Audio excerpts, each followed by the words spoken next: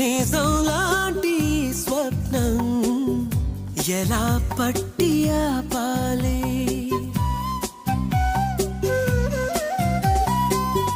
కలే అయితే ఆ నిజం ఎలా తట్టుకోవాలి అవును కాదో అడగకంది నా మౌనం చెలివో శిలవో తెలియకుంది నీ రూపం చెలిని బంధమల్లుకుందే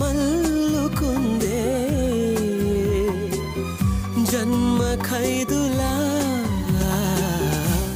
ఎదుట నిలిచింది చూడు